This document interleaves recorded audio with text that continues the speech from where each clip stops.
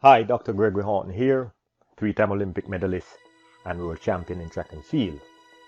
Thank you all for subscribing to this channel. One of the objectives of this channel is to objectively analyze the state of our athletics, not just in Jamaica, but also in our region. I just want you all to know that I have no personal agenda to report propaganda or to destroy any single individual or entity on this platform. The objective of this channel is to enlighten individuals who desire to demand more out of their coaches, their federations, and their administration.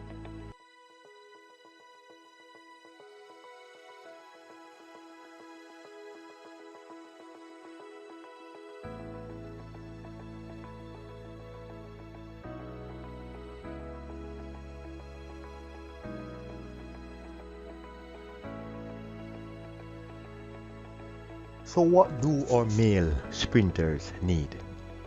Do they need more attention from their coach?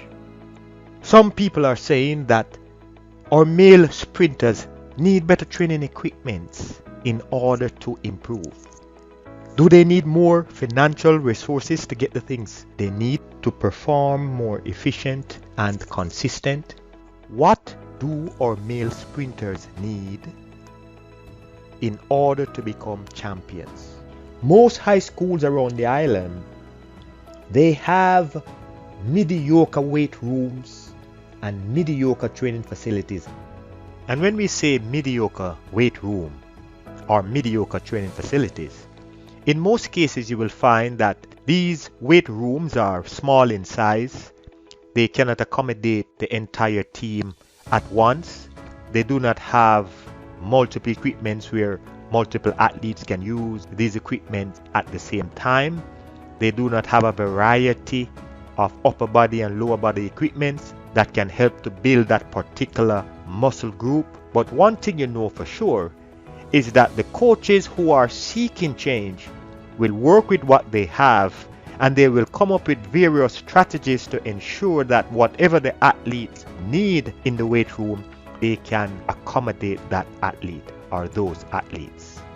They are also aware that the athletes who are willing to do the work, the athletes who approach the activities with the right mindset and the right attitude, that they can get more out of the workout than those who do not have the mindset, purpose or drive to put in the work to bear fruits. So, is it a lack of suitable facilities the problem that is causing our male sprinters not to perform at their highest potential? Yet in previous times they usually perform on worse surfaces than we have today. What do our male athletes truly need to improve consistently during each phase of their athletic growth and development? I'm going to use a few definitions, and these definitions will be used throughout these videos.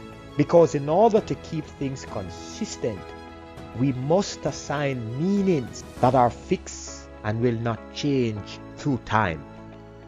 Before I go into some important definitions that will hold fast throughout these presentations, let me say this. In track and field, success is measured in 4 ways. 1, by winning championships or championship medals. 2, by running personal records. 3, by running a certain time. And 4, by being consistent. Now what you will find is that those who win championship medals may also have fast times and may also be consistent and may also improve. So athletes who are either not improving, not consistent, not winning medals, and not running personal records, one can fairly say that these athletes are not meeting their own personal goals or personal achievements. Let us look at athletic failure. Because when we say that our male sprinters are failing, what are we saying? Failure is considered any voluntary or involuntary poor performance, whether it occurs because of an injury, mistakes on the part of the coach or the athlete, or if the failure is attributed to deep personal issues, which leads the athlete to fall short of his goals. There are many factors that will contribute to failure. And in order to understand more about why our male sprinters are failing, then we need to take a broader look at some of the things or the main things that are causing them not to perform at their highest potential. We must look at cognitive learning, because in order for any athlete to become a champion, they must understand the process of learning. And cognitive learning means any process of acquiring knowledge and understanding through one way of thinking and controlling one's thought. We have seen on numerous occasions where the athlete finds himself in a stressful situation and he is not able to rely on his understanding to navigate through the circumstances that he finds himself in. So cognitive learning is a must if an athlete is to become a champion.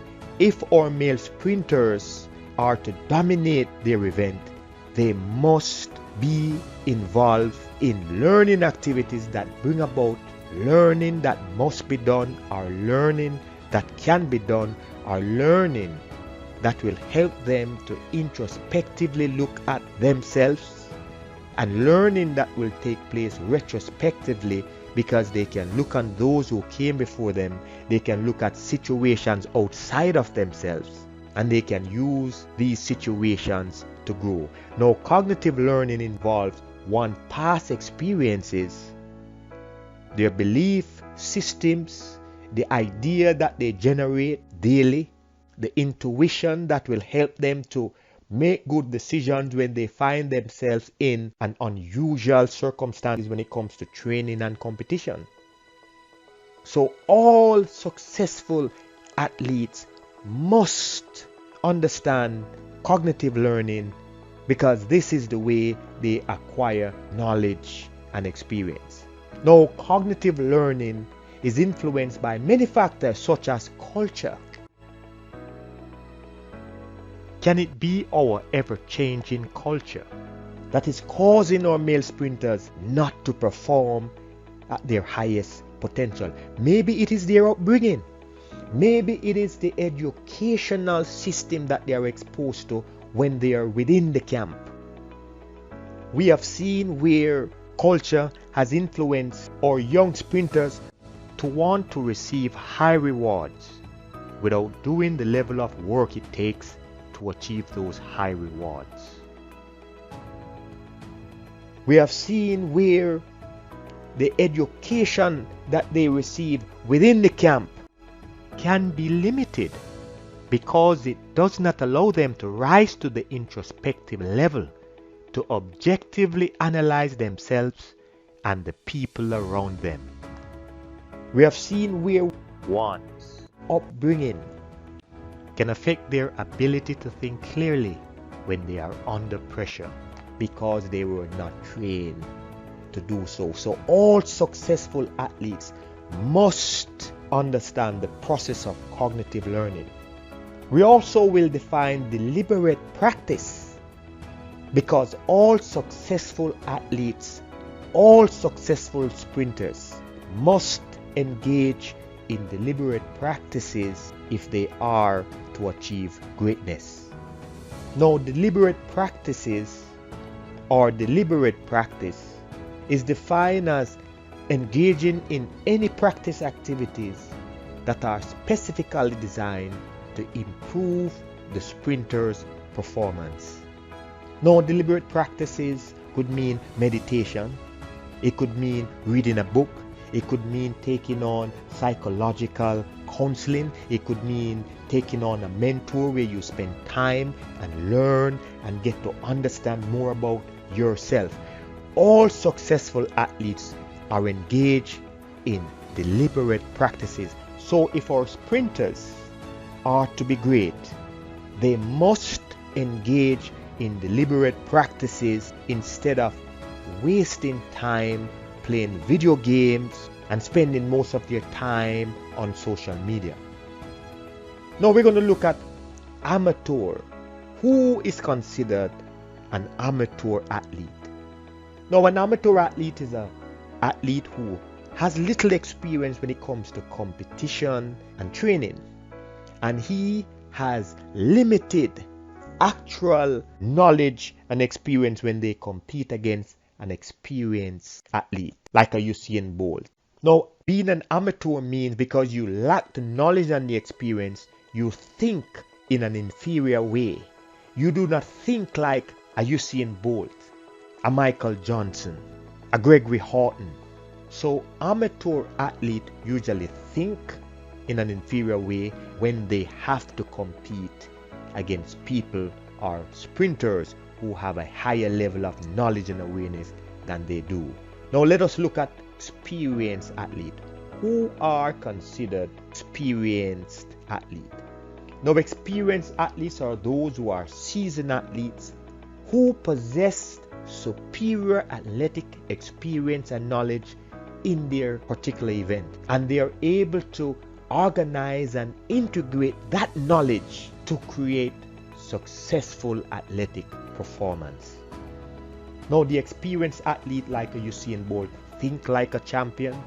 They know how to navigate through stressful situations. They know how to make good decisions.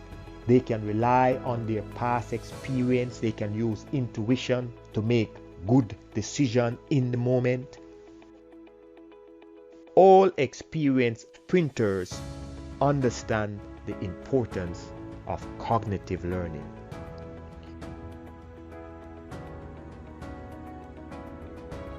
All experienced sprinters have professional athletic knowledge, and the professional athletic knowledge is profound, reliable, and superior insights which gives them greater awareness.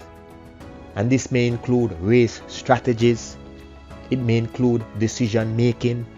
So all experienced athletes are able to introspectively look at themselves.